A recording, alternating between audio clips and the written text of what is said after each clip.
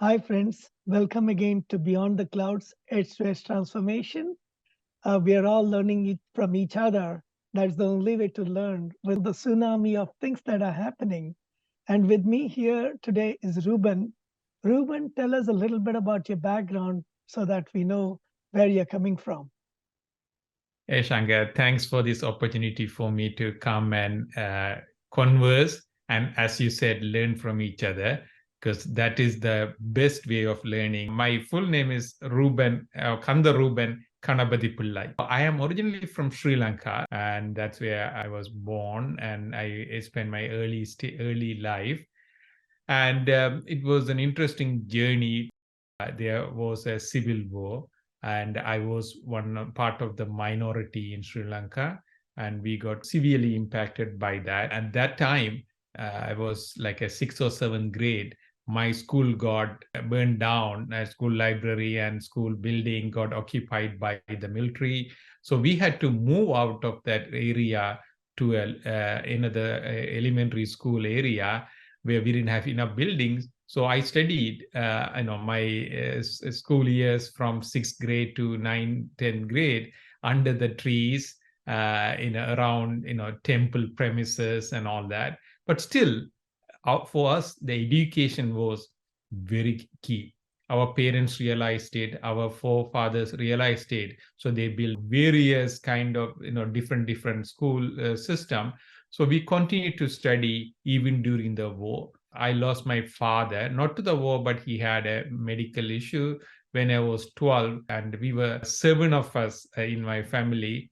And my mother took my father's business, which is a grocery store, and we were doing farming and multiple ventures, and we still ran with that with one of my brothers helping. So I started working when I was 9 or 10 years old. When you have a family business, farming, some grocery store, you start to work on this very early in the stage. And then 1983, there was a huge turning point in Sri Lankan civil war, and things started going bad. I stayed until 1989 before leaving Sri Lanka. During that time, when I was 16 or 17, I got arrested. Actually, I was in a few days. I was in a detention camp, because they come and round up everybody from the village who are young and able bodies and take it to the camp. And luckily, I got released to go back home, while many of my classmates and friends went to detention camp. Some of them never came back. Some of them came back with mental issues. Some of them came back, but they never lived normal life. So I was always been lucky guy there. In 1989, I was supposed to do my 12th grade. Due to the war, we were not able to continue. So my brother, who was an accountant working in Botswana, Southern Africa, came, packed the bags. As being a Commonwealth country, we didn't need a visa. And I got in first time on a plane, flew to Africa. And I completed my high school there. And it was interesting, that period of time, actually, while I was in Botswana, is a neighboring country to South Africa. Nelson Mandela was released from prison while I was there, and we were all watching.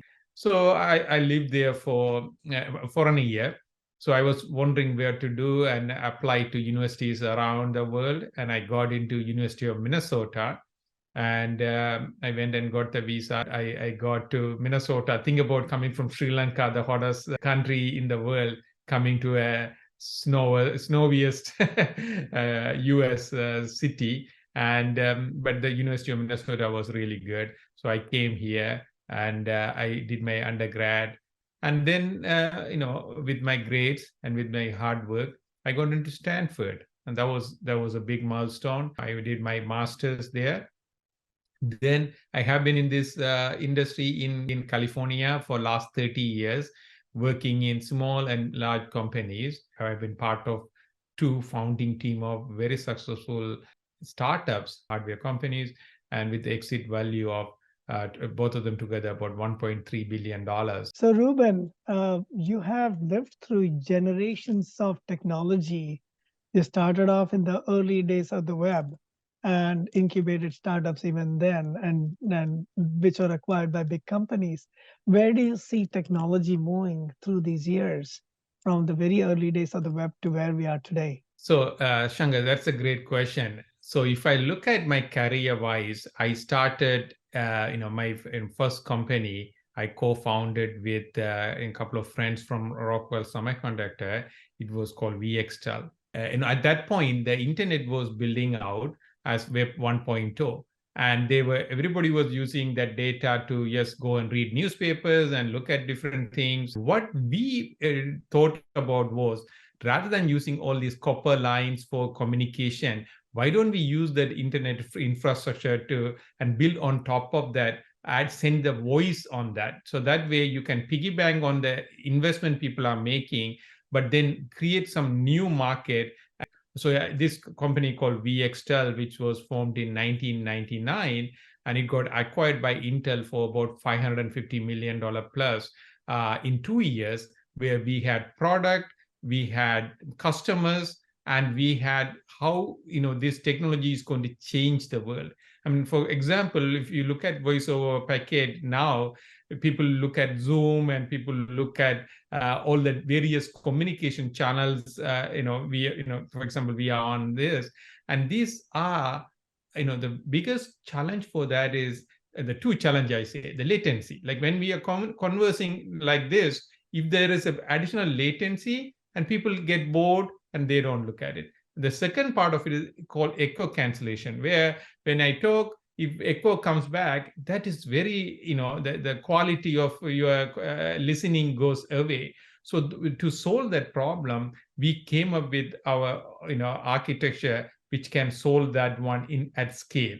And as part of that, personally, I got about 15 or 17 patents which develop this core technology how to do that. And our competition at that time was interesting enough, Texas Instrument. They were able to do 4 channels of calls in one chip, and our chip came out, we could do 192 in one chip in the similar power profile. And so that was the innovation. And if you go forward in the Web 2.0, there were a lot of people were interacting with the internet. There were a lot of transaction. If you go into Expedia or if you go into LinkedIn, data is continued to change and needs to be, it was evolving, and you need to have millions of people accessing it. The important part of it, there was a paper written by Google scholar. They talked about, you don't need to do it in nanosecond latencies, but you do it in a millisecond, or you can extend the latency, but you need to be able to respond to many queries at a time. So that was the second company we put. So we started with a little bit different idea, but when we ended up with a caching solid state drive which can give thousands x of performance, and that was the product came out of the second company called Virden. LinkedIn was one of our key customers, as well as EMC and many others. And with that success, it got acquired by Western Digital in 2013 for about $700 million. So these are, where the Web 1.0 and Web 2.0, with me having end up about 35 patents on all of these technologies. And as a second part of that journey, I turned into a customer-centric guy, because we were building the product was so good, and we were not able to sell the second product with the customer. So I asked our marketing guy, what's going on? He said, well, whenever we go to enterprise customers, they have high expectation on quality, reliability, and then whether can a startup deliver their scale of product. And I looked at it and I said, most of them we already addressed, and whatever we didn't address was already, it is not necessary for the product in the future. So I turned my hardware engineering hat and I became customer engineering, and I jumped in there and went and qualified our product with EMC within first year, and shipped about $40 million worth of product to the customers. So that is where my journey from engineering went into business side of it or customer angle of it. Since then, I'm working on a lot of customer. So if you look at the Web 3.0 or the latest evolution of this technology, I have been contributing in the edge computing area is quite a bit, because the cloud is controlled by few people. But edge is going to be needed everywhere. If you look at McDonald's, when they are looking at orders and all that, you have edge computing. So if you go to industries where they are having a lot of data being collected, so they need some product at the edge. And one of the product I worked on lately was used even by military, because that product needs to be at the field where there is a war or there is some enemies. So you need to be able to process the data quickly rather than waiting for a satellite link, going into a data center and doing that. But you can have locally you can do that. So that has been. So from a trend point of view, there is a lot of software innovation. People are going into that. I think that is great. That is an application driven. But underlying to that is the infrastructure. How the infrastructure is going to be helpful is a most important part, because you don't want to spend billions of dollars and have this infrastructure lying down and not being used. One side is these user created Web 3.0 applications are going to come from generative AI in a common sense. And then you look at a generative AI from enterprise sense. I think that is going to be a big market. And then building scalable architecture, or I call it a heterogeneous architecture, which can work with that. So that is going to be, in my opinion, is going to be a bigger market for the enterprise looking customers. Wow, you covered a lot of ground through your startups and the whole journey of the internet. One of the things you mentioned was latency and the speed of access. Along with the technology changes that you mentioned about on the hardware side, there have been changes in connectivity, right? From 1G, 2G, all the way through 5G. And in what ways did that complement the journey of speeding up hardware to the latency gain? Yeah, so it's interesting. There are a couple of parameters there. Yeah, people talk about the latency as the visible thing or visible enemy to do that. From, if I look at my, again, the second startup, where people were clicking on waiting for a new page to open in a LinkedIn or Google, and if the response goes beyond some number of seconds, people will just kill it and move to do something else. Okay, so it's a latency play. So if and from Web 3.0 point of view, from blockchain and all these newer technologies, you have so much competition happening. So you need to be able to complete those computation quickly. So that is one of the latency. The other side of it is a bandwidth. So if you look at from 1G, again, going back to my first career, I worked at Rockwell Semiconductor, where, before starting my first company, and we built the DSP chip, which was used by Samsung on their GSM phones. That is the 1.0 phone side of it, and it was sold in millions of things. So what we did in that was we made it programmable. But as the application became aware, people started using from voice, then data, then photos, and then videos. As the bandwidth slowly increased, you need to be able to use the same phone. You can upgrade the firmware to do that. So we worked on that part of it. And then if you look at now, when the 5G on the other end, it has so much capability, but it needs to be a lot software defined. Architecturally, you had to do many things to get sustain. But what I look at it happily is the way they have invested on this in the standards.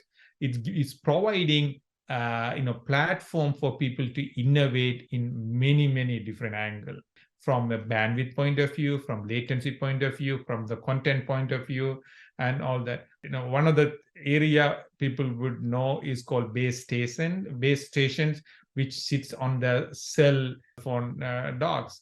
So I talked about the edge computing side. So they are kind of merging together in that area, because the 5G 6G is bringing so much data, so much like from the sensors to everything. But if you know, 99% of the data is useless. I mean, it is not needed. Okay, so you need to have something to filter them out, someone to do the training. For example, if you're looking at AI, ML side of it, you need to do some of these area there. So what I see it is, from this 1G to 5G transition, it has significantly improved the user capability, but the underlying software and the hardware architecture, there are so much opportunity for people to continue to innovate. And as AI goes to the edge, can you tell us why we need AI at the edge? And is it training? Is it inferencing? How will it benefit people? And what are the technological challenges around it? Yeah, so if you look at it, I mean, as I said, the first part of it is from the training, or going through the collecting the data, and the training is normally not as much as done at the edge, I would think, because they are done it on the servers, because you have this humongous amount of data. But what happens is, as the new data become available and going through that, and you will need to use that data to refine your models, continue to look at it. And then, as I said, you need to take all the garbage out of it, and then just make sure that whatever relevant data is used, as well as continue to monitor what are the changes happening in the environment, because that is where, in my opinion, at the edge level of the hardware and the software development is going to be important. Because if you're talking about the training on the existing data and all that, you don't want to push that one to the edge, because that will take so much bandwidth. But on the other hand, you do incremental changes, incremental part of it on that, mainly the AI/ML. And on top of that, the AI/ML, IoT is becoming so important parameters, and this can be your eyes and ears and noses all over the world. And those devices are going to be sitting, in the whole world and anywhere. And these edge devices are the one grabs all those data and do pre-processing and do some training on that, and immediately provide some input to the local farmers or local people. But on the other hand, once that is done, they will move it to the cloud. So that is the area. The training with the relevant data is going to be important. You brought a topic very close to my heart.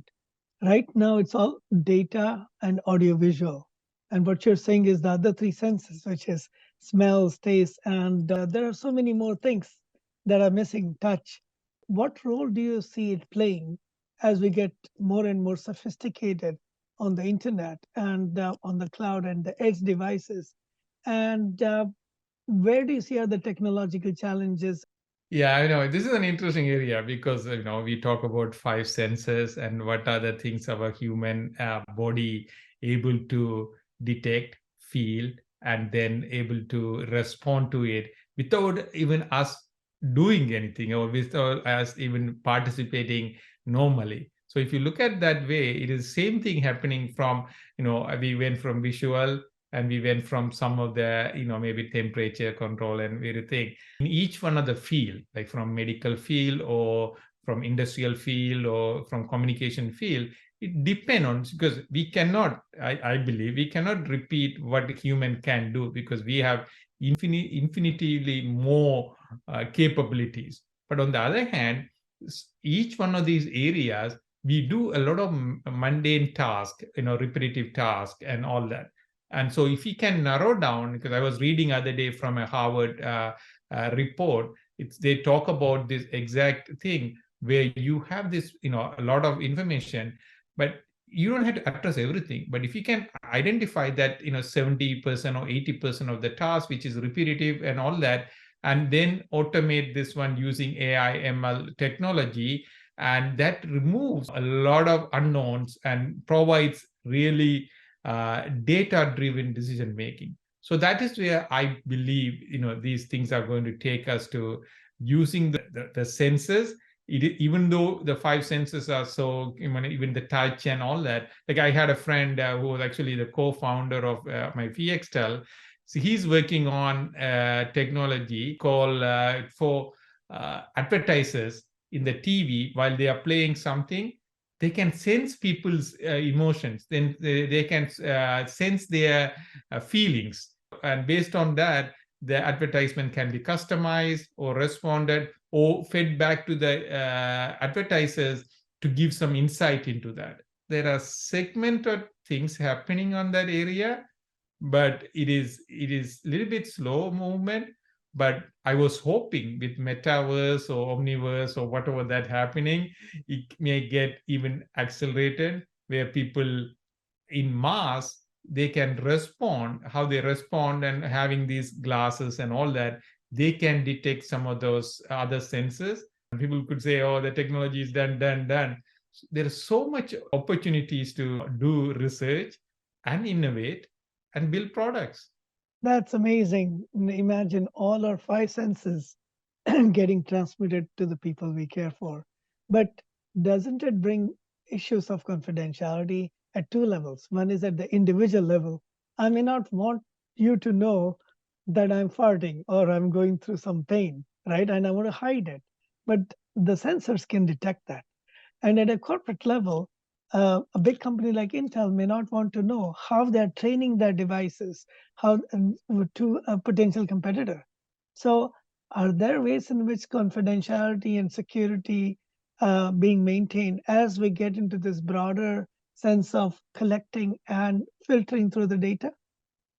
Even if you look at the simpler form of what happened, Facebook went through this, and many others, and people getting to know what individual people and the privacy side of it. Now you are adding all these senses, and then you getting into knowing. To give between you and me, do you want your wife to know something you are thinking, negatively about her family, or something like that? And this, detection device can say, oh, this guy is not, listening to you. So it is important to have somewhat of a privacy. As a US, as a country, we always appreciated that individualism and privacy, because that brings innovation. Because if everybody is marching to the same order, everyone is want to be conforming to something, it is not going to, we are not going to move forward, in my opinion. I mean, a crazy guy like me from Sri Lanka, okay, coming here and thinking I can do this one and build $1 billion, enterprises. It's never possible in any other places, because you are able to do what it is. Okay, so that is what, to me, is where, even though there are privacy and those kind of part, but how do you, if you can balance that one with scraping the information and all that, but providing overall senses, overall feels, overall messages, I think that area will work. And I mean, if you look at it other way, I mean, I always go is sometime, because we come from Sri Lanka or India or the South Asia, there are more police states. We know and acknowledge, and we live with that. But on the other hand, it gives you some level of security sometimes. But you don't want to be giving out individual information. But at least as in a group, what are the feeling and all that. And importantly, if you look at the healthcare sector, yes, you get these individual data, and it comes out of it. But then if you group it together and quickly and identify, even during the COVID time, if there's going to be an outbreak, people able to detect using that the region and different information. So it's the same way here. There are goodness comes out of all that, even though the security compromise. But the important part of it is who owns it and who can control it. That is the question, is going to be the $1 billion question in the future. Very true. It's not all about creating the data, but then the ownership of the data and how it's used. Speaking of which, you mentioned that have invested in more than 60 startup companies. How do you select which companies or what kind of sectors do you invest in? How much are the people aspects important when you make those decisions versus the technology and market? That's a loaded question in many angles. Sanka, thank you for asking. But yeah, so I have invested in 60 plus companies, early stage startups. Most of them are pre-A round, seed round startups. Again, I'm part of Sandhill Angels, one of the oldest angel investment group in Silicon Valley. On top of that, I have some own few startups I have invested on the side also, independent of that. I look for technology which are moonshots. So I'm not a guy trying to make money and by investing in some incremental technology changes and all that. If I want that, I rather go and invest in stock market, or you can identify where you want to go. You will make better money than here because these are very high risk and high return opportunities. My areas of investment have been, I would say, two or three primary areas. Well, one of them is a space technology. There are various space technology companies, like for example, 3D printing company, which can print the whole rocket ship. And so if you want to have a Mars mission, and if you're traveling in a halfway through, some parts goes bad, and bring this printer together and print the part and fix it and keep moving. And when you go into Mars, if you want to come back, how do you do that? You bring hundreds of these printers ready there, and they will be able to reproduce those parts which are missing, because you don't know which component is going to fail or which component is going to have a problem. So it's a 3D printing company. And then there's another space company which is doing a gas station. So for example, you have millions of now satellites are orbiting, but after a while, because of their battery life or energy thing goes down, and they fall off the sky and they become garbage. So this is a company building a gas station. Like, they will have strategically position these gas station kind of thing, where the satellite can come and attach and charge and then go back and continue to operate.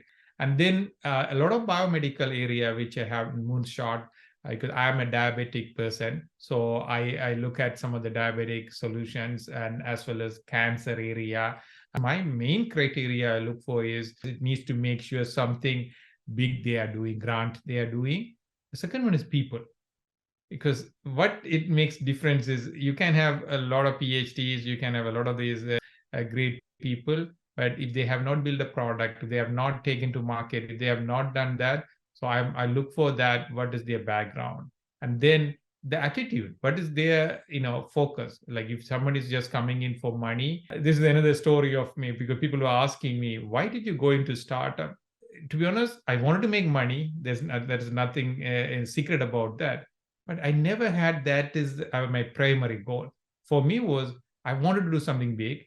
I wanted something which I can do differently than others. And then I was given opportunity to do that also. A lot of people brute force, and I want to do startup. Why? Because I want to show to other people I can do better than others and all those things. I don't think that is the right reason to jump into a startup. People need to go to startup when they are looking at this, these kind of things as important to them. Are they going to be able to sustain and build a business? And when the business should be scalable, and so that's where I look for right people with a moonshot like technology, and hope, because it's 90% is going to fail. Okay, let me be clear on that. So make it work. I think it's incredible that you have worked in technology creation, technology marketing and sales, and also in investing and supporting others. I also noticed that you have worked on educating people, learning, and growing, especially in underserved areas. Can you tell us a little bit about that? As I said, I came back from this area in Sri Lanka, and one of the things which I always thought about is a guy like me coming from the most rural area in Sri Lanka, because north it was the furthest from the capital, and able to come to US and able to achieve this kind of success. My belief is there are so much diamonds in the draft in this all over the world. And in Sri Lanka, especially for me, because I'm from there, I always felt I can help with them. So I started in 2000. We set up a high-tech institute there to educate young people and take them away from the war and come and learn new technology, understand what is the world beyond this one. So I worked on that for about 10 years, but we educated many people and contributed significantly to that region. But due to the war and all that, we had to end that one.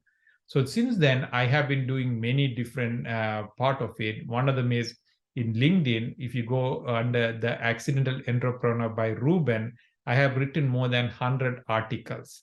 And in that articles, I talk about all my bringing my journey through all these different countries where I learn, where are the what are the proverbs impacted me, and then how I able to manage in this country. Because I was like, as I said, first company when I started, I was 28, 29 years old. I was sitting in with these veteran Silicon Valley people and still going head to head and challenging them when they challenge you, and learning from them sometime, and sometime not so much teaching them. And all of those I was able to do that. I wanted to bring that experience to people. So that is where I have written these 100 plus article. In that, Shankar, one thing I think you will resonate with it, Tirukural, which was written about 2000 to 3000 years ago in India. And this was a interesting. There are 1330 two line is a duets, or two line things written about life and family life, business life, and all the other kind of part of it. So each one of my writing, I pick one of those and I dissect that. There are two reasons for me doing that. One of them is learning from there. If you think about 2000, 3000 years ago, they thought about all these aspects of life and they were articulating. The second one is more important to me. So when I was like about 10, 11 years old, my father took me and gave it to a local pandit and teach me. All the other area people used to memorize through Quran and recite it and win competition. But this guy who was there, he never asked me to even memorize one of them. What he did was he will pick 10, 20 of them, and he will say, these two lines, can you dissect, divide into the proper words and connect them, So what that connect to me in the technology and business world now is, so if you're given a problem, first you break it down to the foundation, fundamental, and then you build back with the intent what they meant to be. So that is what I talk about, why for me Thirukkural is so important.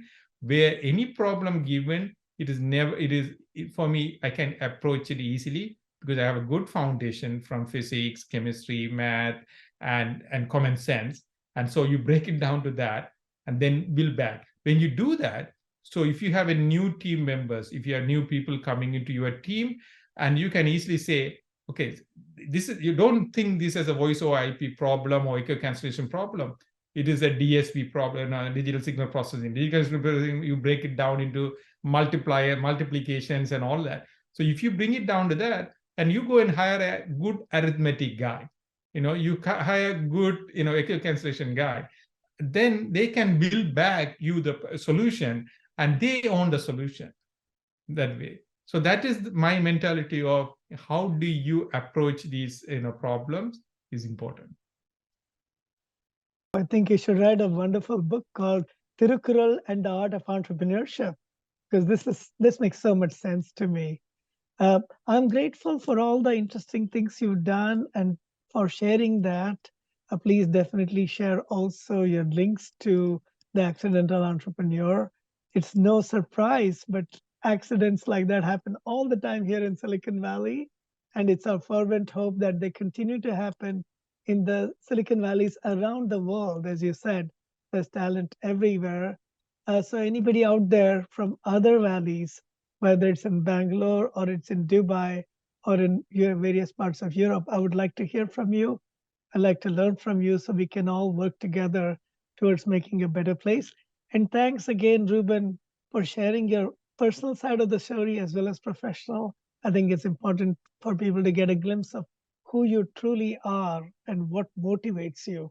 With all your success, you continue to be motivated to do more things. So thank you again. Thank you, Shankar. I mean, this is a great opportunity to have this, free flow discussion. Thank you for that.